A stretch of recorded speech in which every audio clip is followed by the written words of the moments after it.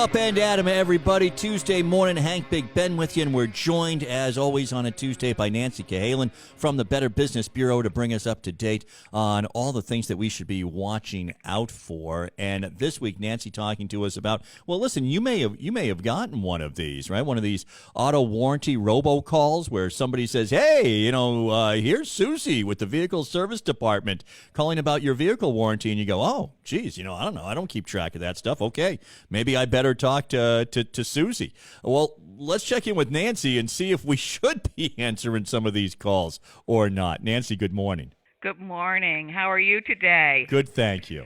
Well, Susie's been very busy because we've had a big surge in reports of these types of calls. So I thought it would be a good idea to talk to you about it so people could be a little bit more informed about the vehicle warranty calls, scams, and the difference between a warranty and a service contract, and that's key. So let's start. You pick up the call, you hear a recorded message, something about your vehicle's manufacturer warranty. They might say they sent you several notices in the mail. I've even gotten them in the mail. Have you, Hank? Oh, I've yeah, gotten them. absolutely. Yeah, they say your extended warranty is past the factory cutoff. They're going to close your file soon, blah, blah, blah. Then they want you to press some numbers. So press one number if you're interested, press another number if you want to be removed from the list. So what have we talked about with robocalls? Just hang up. They're illegal. It's likely a scam. Hang up. Don't press any numbers. Even though they say you can press something in order to be removed from the list, that just makes your number more valuable because they know it's a live number, someone answered, and they follow instructions. So don't press any numbers, just hang up. You also should consider getting an app to block unwanted calls, or even we've talked about putting your cell phone on Do Not Disturb. So it goes straight to your voicemail, and then you can go through your voicemail and pick up the calls that are legitimate. You can also report the robocall to donotcall.gov because these are illegal. There's only a few instances where a robocall is legal, and one of them is political, because we always get them near big elections. But another one would be like a reminder of a doctor's appointment or something like that, or a delivery. So those are okay because you sign up for them ahead of time. But the rest of them are totally illegal, and you're signing on the do not call list has no effect on them whatsoever. So report the calls, hang up on the calls. They're definitely a scam. So when they call you, or they text you, or they email you, or send you a card, they give the impression that it's the car dealer or the manufacturer.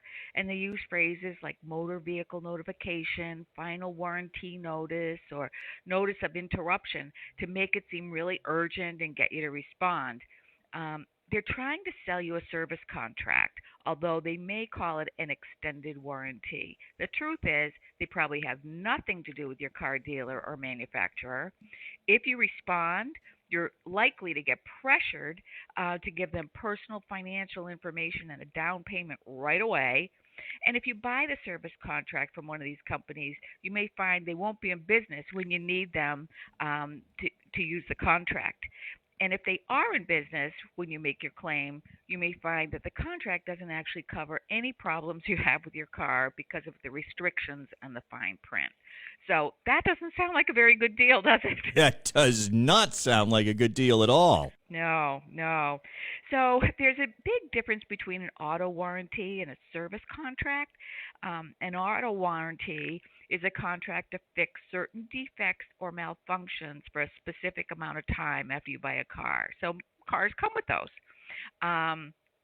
That's included in the purchase price when you buy the car.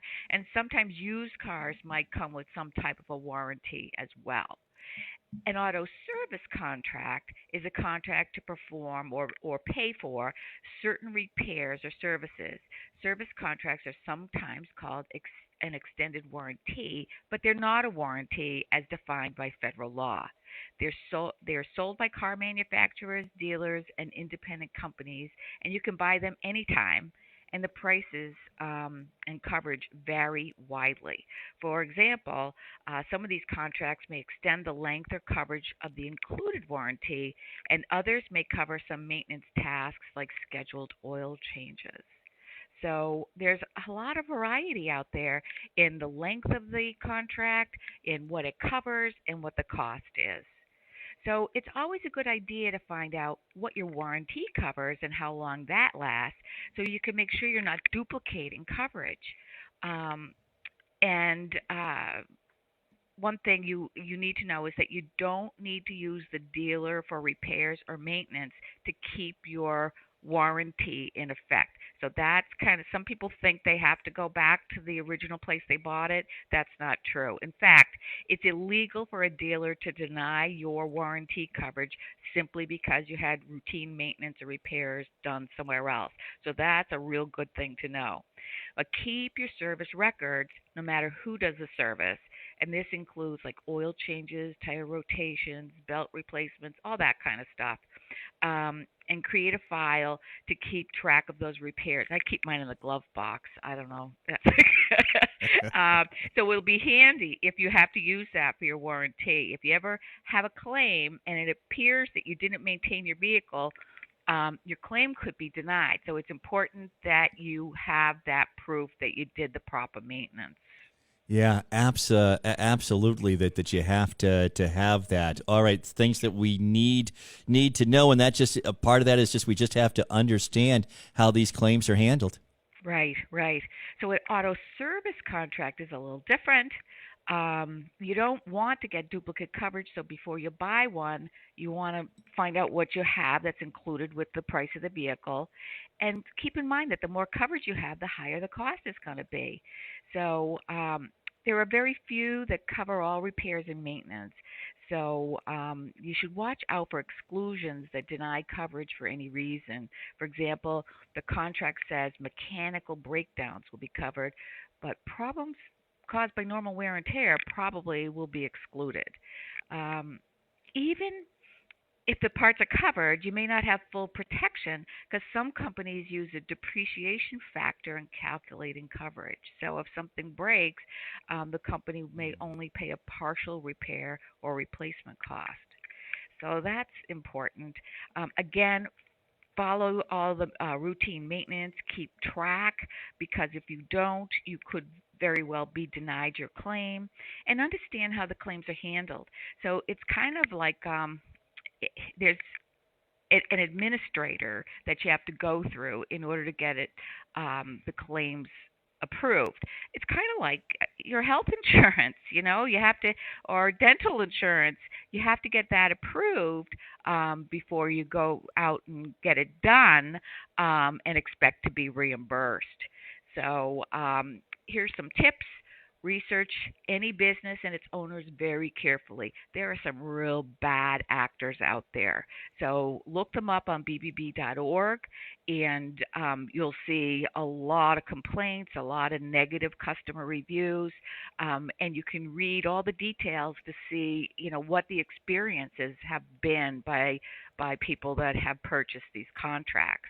And don't be pressured into making an immediate decision. That's what they try to pressure you. They tell you that your warranty is going to expire, and it's never a good idea to succumb to high pressure.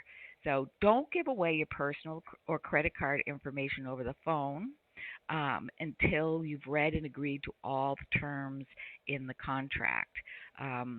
It, we say if things look too good to be true, they're probably not true. So beware of claims that say bumper to bumper coverage.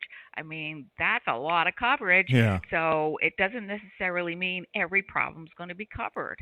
So do the math. Sometimes the cost of the service contract may be more than the value of the vehicle. So, keep in mind what your anticipated service costs are going to be and how much you're paying for this contract.